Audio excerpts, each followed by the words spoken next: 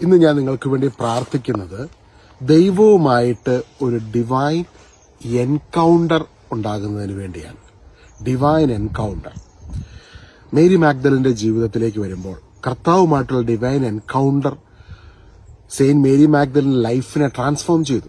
ഒരുപാട് പേര് കല്ലെറിയുകയും കുറ്റപ്പെടുത്തുകയും പഴിചാരുകയും അങ്ങനെ ജീവിതത്തിൽ മനുഷ്യരുടെ കല്ലേറുകൾക്ക് മുൻപിൽ, അവരുടെ ചോദ്യങ്ങൾക്ക് മുൻപിൽ പലപ്പോഴും ഇന്ന് ചിലപ്പോൾ നിങ്ങൾക്ക് ഉത്തരങ്ങളില്ലാത്ത സമയത്ത് ഇന്ന് നിങ്ങൾ ഈ മെസ്സേജ് കേൾക്കുമ്പോൾ ദൈവത്തിന്റെ ഒരു എൻകൗണ്ടർ, നിങ്ങളെ സ്നേഹിക്കുന്ന, ആക്സെപ്റ്റ് ചെയ്യുന്ന, അംഗീകരിക്കുന്ന ദൈവത്തിന്റെ എൻകൗണ്ടർ, എൻലൈറ്റ്മെന്റിന്റെ ഒരു പാത നിങ്ങളുടെ മുൻപിൽ തുറക്കുകയാണ്.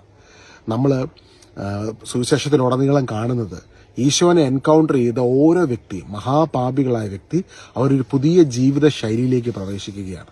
ആ ഒരു എൻകൗണ്ടർ വിത്ത് ഗോഡ്, ദൈവവുമായിട്ടുള്ള ഒരു എൻകൗണ്ടർ നമ്മുടെ ജീവിതത്തിൽ ഉണ്ടാകുമ്പോഴാണ് ആ ഡിവൈനിറ്റിയാണ് നമ്മളെ ലൈഫിലെ ഏറ്റവും ബ്ലിസ്ഫുൾ ആയ ഒരു ഡയറക്ഷനിലേക്ക് ഗൈഡ് ചെയ്യുന്നത്. അപ്പം ഇന്ന് ഞാൻ പ്രത്യേകം പ്രാർത്ഥിക്കുന്നു, നിങ്ങൾ ഓരോരുത്തർക്കും അത്തരത്തിലൊരു ഡിവൈൻ എൻകൗണ്ടർ ഉണ്ടാകട്ടെ.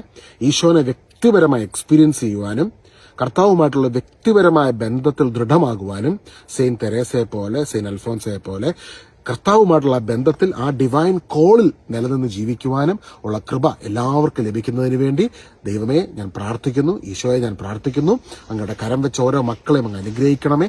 അധ്വാനിക്കുന്നവരും ഭാരം ചുമക്കുന്നവരുമേ നിങ്ങൾ എൻ്റെ അടുക്കൽ വരട്ടെ. ഞാൻ നിങ്ങൾക്ക് ആശ്വാസം തരാം. കർത്താവെ, അങ്ങയുടെ ഡിവൈൻ എൻകൗണ്ടറിലൂടെ പകരുന്ന ആ ഒരു വലിയ ആശ്വാസം എല്ലാവർക്കും ലഭിക്കുന്നതിന് വേണ്ടി ഞങ്ങൾ പ്രാർത്ഥിക്കുന്നു, അനുഗ്രഹിക്കുന്നു ഈശോയുടെ നാമത്തിൽ തന്നെ. ആമേൻ.